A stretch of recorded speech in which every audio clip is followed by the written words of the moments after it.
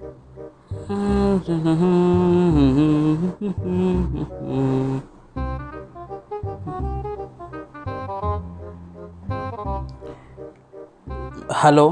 क्या हाल है भाई के। हाँ, मैं बढ़िया हूँ भाई। तू बता, तू कैसा है? बस बढ़िया बढ़िया। और क्या कर रहा था इस वक्त तू? बस अभी कुछ नहीं, अभी तो बस अब पढ़ाई करने बैठा था। आज सोचा आज थोड़ी पढ़ाई कर लूँ। पढ़ाई कर रहा था? अबे पागल हो गया कि तू? अभी से तू क्यों पढ़ाई कर रहा है भाई? पढ़ाई है? होती है एग्जाम से एक दिन पहले, और मैं तो बल्कि एग्जाम से 2 घंटे पहले पढ़ के जाता हूँ। तू अभी से क्यों पढ़ाई कर रहा है? भाई मैं रखता हूँ फ़ोन, मैं फ़ोन रखता हूँ। हेलो हेलो आज संडे है। संडे को कौन पढ़ाई करता है? मैं भी कल मंडे से पढ़ाई करूँगा। अभी थोड़ा इंस्टाग्राम चेक करूँ, किसी ने फ़ोटो लाइक करी हो तो। फ्रेंड्स, आई एम श्योर कि आप में से बहुत लोगों के साथ भी ऐसा ही कुछ होता होगा। हम जैसे ही पढ़ने बैठते हैं, ऐसा लगता है कि तभी सब दोस्तों को हमारी याद आई हो, या उन्हें उसी वक्त ही कुछ पूछना है हमसे, या फिर हमारे दिमाग में बहुत सी बातें चलने लग जाती है, या फिर हमें दिन भर के सारे काम उसी वक्त ही याद आते हैं। तो दोस्तों, ऐसा क्यों होता है और हम ऐसा क्या करें कि हम अपनी पढ़ाई पर कॉन्सेंट्रेट कर पाएँ? आज हम इस वीडियो में यही जानेंगे, और मैं आपको वीडियो के एंड में कुछ बोनस टिप्स भी दूंगा, तो आप मेरे साथ एंड तक बने रहिए।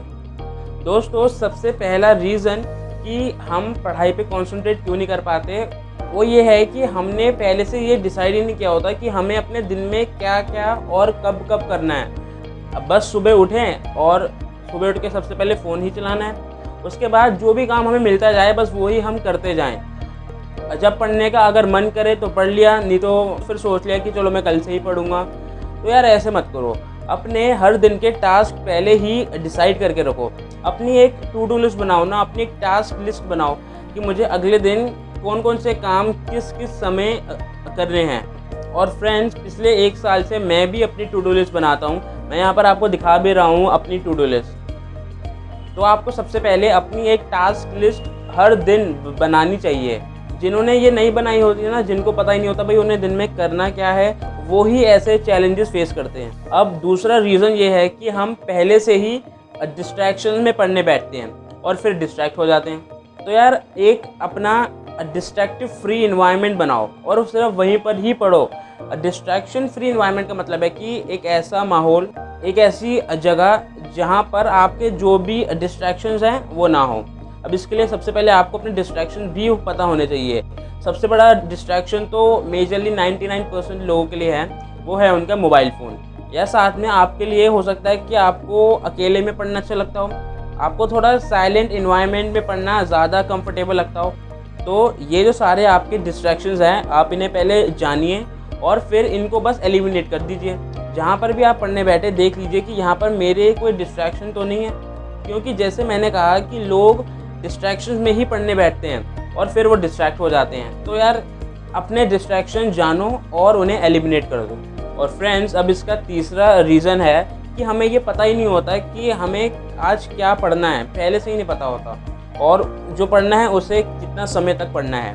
तो दोस्तों, आपको अपनी टास्क लिस्ट बनानी है, जिसमें आप हर दिन ये भी मेंशन कर सकते हैं कि आज मेरे को इस सब्जेक्ट में कौन से टॉपिक्स कवर करने हैं, कौन से क्वेश्चन लर्न करने हैं। ये सब भी अगर आप बना के चलेंगे ना पहले से, तो आपके लिए बहुत अच्छा होगा। जो एक्चुअल में टॉपर्स होते हैं ना, वो इन्हीं चीज़ों पे फोकस करते हैं। वो चाहे पढ़ाई दिन के 6, 7, 8 घंटे वो करे, कोई 10, 12 घंटे ना करे, लेकिन उन्हें पता होता है पहले से कि यार मुझे कितना पढ़ना है। इसीलिए उनकी प्रोडक्टिविटी भी काफ़ी हाई होती है। और बाकी हम जैसे लोग, जब हम पढ़ने बैठते हैं, हम चाहे दिन के 10 घंटे पढ़ने का दावा करते हैं, लेकिन एक्चुअल में अगर हम प्रोडक्टिविटी के हिसाब से देखें तो सिर्फ 2, 2.5 घंटे ही पढ़ते होंगे। बाकी का हमारा मेनली टाइम पता नहीं क्या क्या सोचने में ही निकल जाता है। तो आप पहले से ही ये डिसाइड करके रखिए कि आपको आज क्या पढ़ना है, कौन कौन से सब्जेक्ट में कौन कौन से टॉपिक्स, क्वेश्चंस आपको कवर करने हैं, और इस सब्जेक्ट को मेरे को इतना टाइम देना है। ये सब आपको पहले से ही पता होना चाहिए। नाउ फ्रेंड्स, हमें अपना फोकस पढ़ाई में लगाना है या फिर किसी भी काम में लगाना है, तो वो कैसे लगा सकते हैं, ये हम जानेंगे अगले 3 स्टेप्स में। स्टेप नंबर 1, आप जब भी पढ़ाई करने बैठे तो उससे आधे 1 घंटे पहले आप अपने आसपास एक रियल इन्वायरमेंट बनाइए।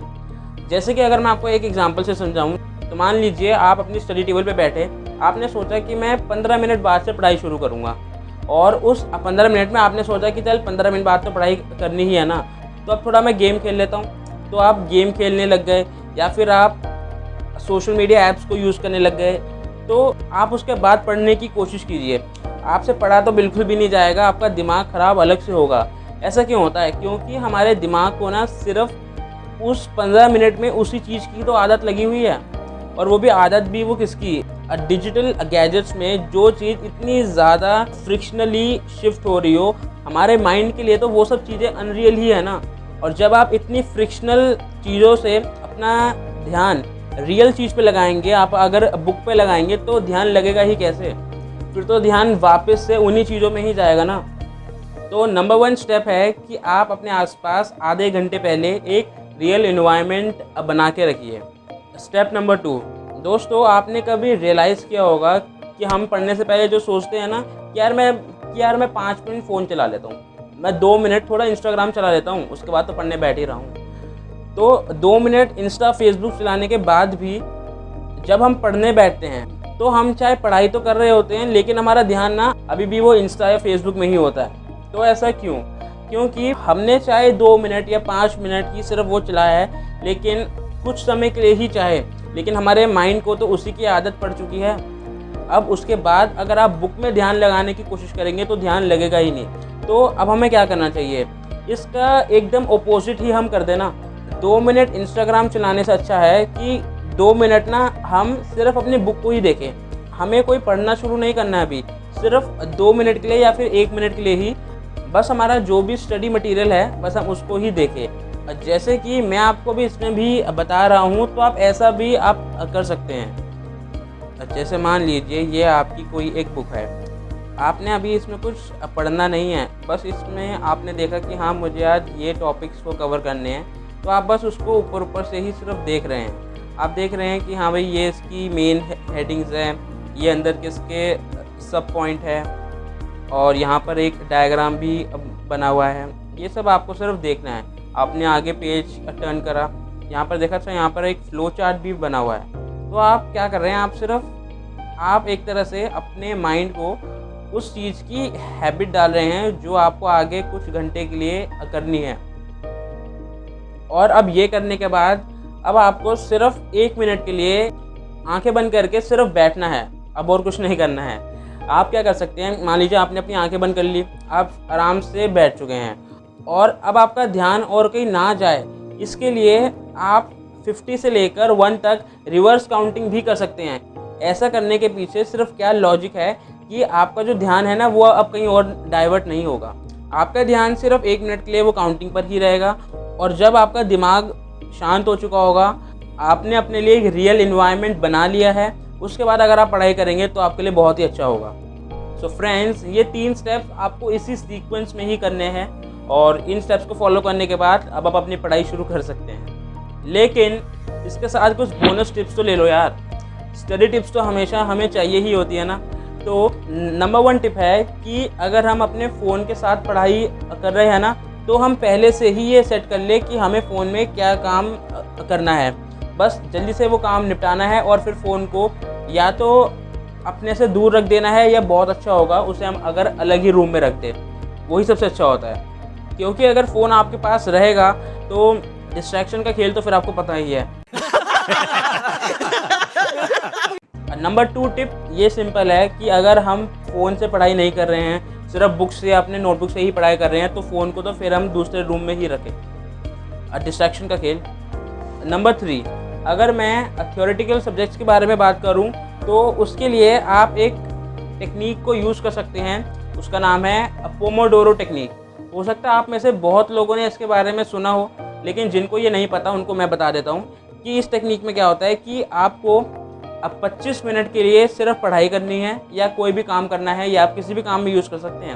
अब 25 मिनट आपको अपना काम करना है, और फिर 5 मिनट का आपको ब्रेक लेना है। अब इसमें लोग क्या करते हैं, 25 मिनट में 5 मिनट ही पढ़ाई करते होंगे, 20 मिनट ये सोचते हैं कि बस 5 मिनट आने ही वाले हैं, और फिर उन 5 मिनट में अपना या तो फ़ोन चलाएंगे या कुछ भी बेकार सोचते रहेंगे। लेकिन दोस्तों आप ऐसा मत कीजिएगा। अगर आपने वो 3 स्टेप्स फॉलो किए होंगे ना, तो अब आपको थ्योरेटिकल सब्जेक्ट्स को भी पढ़ने में ना परेशानी नहीं होगी, बल्कि आपको मज़ा आएगा। अब तो हाँ, लिटरली मज़ा आएगा पढ़ने में। तो थ्योरेटिकल सब्जेक्ट्स के लिए स्पेशली आप 25 मिनट पहले अपनी पढ़ाई कीजिए और फिर उसके बाद 5 मिनट का ब्रेक लीजिए। उस 5 मिनट में भी अगर आप अपने दिमाग को थोड़ा रेस्ट ही देना चाहते हैं तो आप थोड़ी देर अकेले शांत बैठ सकते हैं, आंखें बंद करके बैठ सकते हैं, या फिर आप जहाँ बैठे हैं उसी रूम में थोड़ा बहुत आप टहल लीजिए, वो ही अच्छा होगा। लेकिन फ़ोन को अपने पास मत रखिएगा, खासकर उन 5 मिनटों के लिए। अब आते हैं नंबर 4 पे। दोस्तों, क्योंकि आज मोबाइल एक बहुत बड़ा डिस्ट्रैक्शन बन चुका है, तो हम सभी के लिए बहुत अच्छा होगा कि अगर हम ना अपने मोबाइल को थोड़ा सा रेगुलेट कर दें। मेरे कहने का मतलब है कि क्या होता है कि कोई भी अगर हमारे फ़ोन में नोटिफिकेशन आता है तो हमारा मन करता है कि यार थोड़ा मैं नोटिफिकेशन देख लूँ, देखते हैं क्या आया होता है, किसी का अर्जेंट मैसेज ना हो। उस वक्त हमारा दिमाग अर्जेंट मैसेज को समझ के फ़ोन देखना चाहता है। तो आप क्या कीजिए, आपको जो लगता है कि जो चीज़ मेरे लिए एक्चुअल में अर्जेंट हो सकती है, उनको छोड़ के बाकी सारी चीज़ों के नोटिफिकेशन साउंड आप ऑफ ही कर दीजिए। अर्जेंट में क्या हो सकता है, आपको कोई कॉल आ रही हो वो आपके लिए अर्जेंट है, आपको कोई नॉर्मल टेक्स्ट मैसेज आना हो वो अर्जेंट है, बाकी सब मुझे तो नहीं लगता कोई अर्जेंट होगा। खासकर जो सोशल मीडिया के ऐप्स हैं, चाहे व्हाट्सएप ही क्यों ना हो, उन सभी ऐप्स के आप अपने नोटिफिकेशन साउंड और वाइब्रेशन ऑफ ही कर दीजिए। उससे यार आपका सिर्फ फ़ोन ही रेगुलेट नहीं होगा, आपकी लाइफ भी रेगुलेट होगी। So friends, if I summarise all this points, then first of all आप अपने लिए एक टास्क लिस्ट बनाइए, अपनी ये एक टू डू लिस्ट बनाइए, जिसमें आपको जो भी मेंशन करना अच्छा लगे ना आप उसमें वो करिए। अगर आपको अपने क्वेश्चंस भी मेंशन करने हैं उसमें तो वो भी कीजिए। जितना ज़्यादा स्पेसिफिक आप रहेंगे ना उतना ही ज़्यादा आपका दिन निकलने के चांसेस होंगे और आपका सिलेबस, आपकी पढ़ाई सब अच्छे से भी हो पाएगी। नेक्स्ट, अपने डिस्ट्रैक्शंस को पहचानिए और उन्हें एलिमिनेट कर दीजिए, ताकि आप अपने लिए पढ़ाई के समय एक डिस्ट्रैक्शन फ्री इन्वायरमेंट बना सकें। अगला है कि हमें पहले से ही पता होना चाहिए कि हमें क्या चीज़ कितने देर के लिए पढ़नी है और किस वक्त पढ़नी है। नेक्स्ट जो 3 स्टेप्स हैं, सबसे पहले आप आधा 1 घंटा अपने लिए कोई एक रियल इन्वायरमेंट बनाइए। उसके बाद फिर आप सिर्फ 2-3 मिनट के लिए ही आपका जो भी स्टडी मटेरियल है, नोटबुक्स, बुक्स जो भी है, उनको सिर्फ थोड़ा देखिए, उनके साथ थोड़ा इन्वॉल्व होने की कोशिश कीजिए, अपने माइंड को उसी की ही हैबिट डालने दीजिए। उसके बाद आपको 1 मिनट के लिए सिर्फ शांत बैठना है, फिर आपको पढ़ाई शुरू करनी है। अब अगर मैं बोनस पॉइंट को भी समराइज़ करूं तो सबसे पहला है कि अगर हम फ़ोन के साथ पढ़ रहे हैं तो फ़ोन का जल्दी से काम निपटाना है और फ़ोन को अपने से दूर ही रख देना है। अगर हम बिना फ़ोन के पढ़ रहे हैं फिर तो कोई बात ही नहीं, फ़ोन को दूर ही रहने दीजिए और आप सिर्फ अपनी बुक्स, नोटबुक्स पर ही कॉन्सेंट्रेट कीजिए। उसके अगला है, अगर आप थ्योरेटिकल सब्जेक्ट पढ़ रहे हैं तो उसके लिए आप पोमोडोरो टेक्निक भी यूज़ कर सकते हैं, जिसमें आपको 25 मिनट के लिए पहले अच्छे से पढ़ाई करनी है, फिर 5 मिनट का ब्रेक लेना है। इसके बाद 5 मिनट के ब्रेक के बाद अगर आपको लगता है कि हाँ मेरे को दूसरा सब्जेक्ट पढ़ना चाहिए या इसी सब्जेक्ट को आगे कंटिन्यू करना चाहिए, तो फिर वैसे ही अब 25 मिनट फिर पढ़ लिया, फिर 5 मिनट का ब्रेक, फिर 25 मिनट पढ़ लिया, फिर 5 मिनट का ब्रेक। ये सब साइकिल ऐसे ही चलेगी। अगला है कि आप अपने फ़ोन को भी थोड़ा रेगुलेट कीजिए। जो भी अनवांटेड नोटिफिकेशंस आते हैं जिससे आपका दिमाग डिस्ट्रैक्ट होता है, उनको आप उसकी साउंड और वाइब्रेशन को आप ऑफ ही कर दीजिए। सो फ्रेंड्स, अगर आपको ये वीडियो वैल्यूएबल लगी हो तो इस वीडियो को लाइक ज़रूर कीजिएगा और इस वीडियो को आप अपने सभी दोस्तों को भी शेयर करो, अपने फ्रेंड्स व्हाट्सएप ग्रुप में भी शेयर करो, ताकि वो भी थोड़ा पढ़ लिख लें यार, उनका भी थोड़ा भला हो जाए। और ये सब चीज़ें आपको एटलीस्ट 20-21 दिन तक ज़रूर करनी है। उसके बाद अगर आपको कोई भी रिज़ल्ट ना दिखे ना, तो चाहे फिर इस वीडियो पे आना और इसको डिसलाइक कर जाना। लेकिन अगर कोई भी रिज़ल्ट दिखा हो ना, तो ज़रूर कमेंट में अपना एक्सपीरियंस बताना कि इन सब को वो करके आपको कैसा लगा। और आप मुझे कमेंट सेक्शन में बताइए कि आप अगली वीडियो कौन से टॉपिक पर चाहते हैं। आप जो भी नीचे सजेस्ट करेंगे मैं उस पर ज़रूर जल्द से जल्द वीडियो बनाने की कोशिश करूँगा।